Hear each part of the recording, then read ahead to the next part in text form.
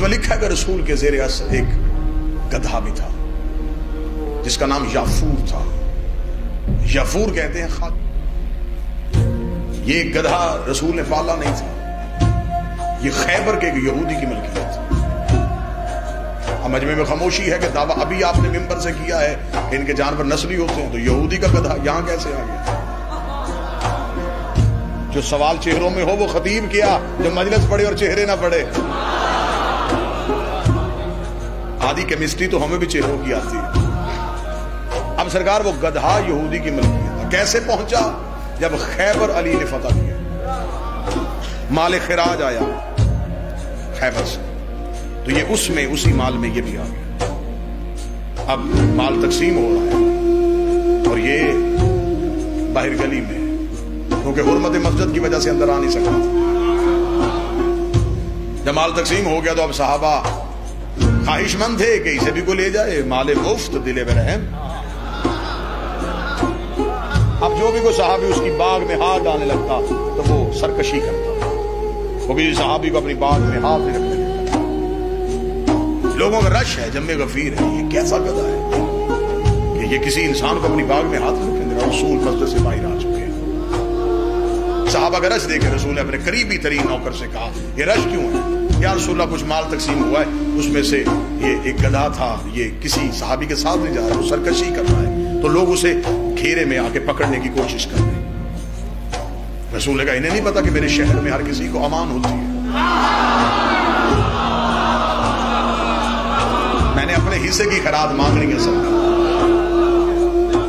यहां पे हर किसी को अमान होती है। रसूल ने कहा, रश हटाओ, रश हटाया। अब बिल्कुल वो गधा सामने और रिसालत माफ की नजर आका जुबैर ने कहा, रसूल ने उसे कहा, अलैया इधर आ। सर झुका के नबी की जानब चला।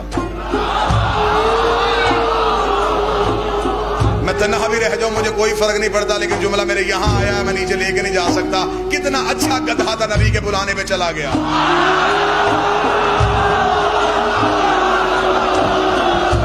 बादशाह हुसैन इज्जत दे, सभी अब्बास नबी के बुलाने पे चला गया। इसे पता था जब हुज्जत बुलाए फिर जाते।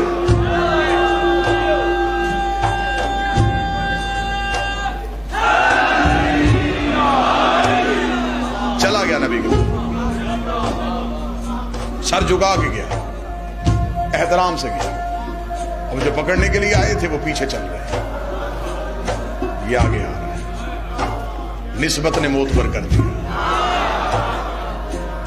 आया और आके सिर्फ हयातुल हैवान आका दुमैरी जामिअतुल अज़हर मिस्र आके सिर्फ खड़ा नहीं हुआ, अपनी पेशानी रसूल के कदमों पर रखी, अपनी जुबान पे हिरकनाया और कुछ बोलना शुरू किया। नबी मुस्कुरा रहे थे। सहाबा ने कहा, या रसूल अल्लाह ये क्या कह रहे हैं? अब रसूल को खबर थी कि अगर मैं बताऊंगा तो फिर ये कहेंगे रसूल ने अपनी फजीलत का बात बोल दिया।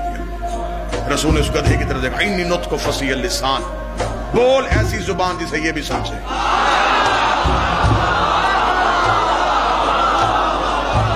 बोल ऐसी जुबान, ये सच। अब बोल पड़ा अरबी में, ये जब चाहे जिसे चाहे आलिम कर देते हैं। बोल बोल पड़ा। बोलते ही आका दुमैरी ने कहा, इसने पहला जुमला कहा, अस्सलामु अलैका या रसूल अल्लाह। कितना अकीदे वाला गधा था, इसे पता था नबी को या कहते हैं।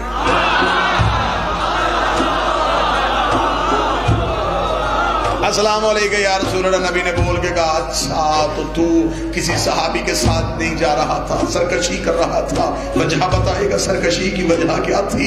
अब जितने हाथ उठेंगे बादशाह हुसैन से खैरात मांगेंगे। रसूल ने जब पूछा क्यों नहीं जा रहा था, उसे देखेंगे, या रसूल अल्लाह अभी बुलाइए खैबर से मेरे मालिक को, उससे पूछ लीजिए जिस नस्ल से मेरा ताल्लुक है उस नस्ल में हर गधा किसी न किसी नबी की सवारी रहा है, उस नस्ल में हर गधा किसी न किसी नबी की सवारी रहा है। और या रसूल अल्लाह अपनी नस्ल में मैं आखिरी हूं और रिसालत में तू आखिरी आया।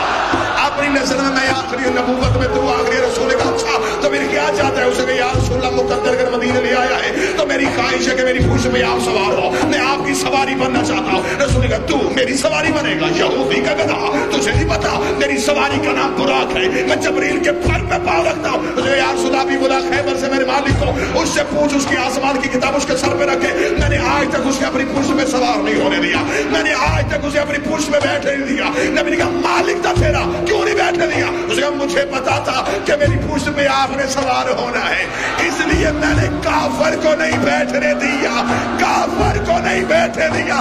गधे ने बोल के बता दिया कि जहां मोहम्मद ने बैठना हो वहां किसी काफर को नहीं बिठाया।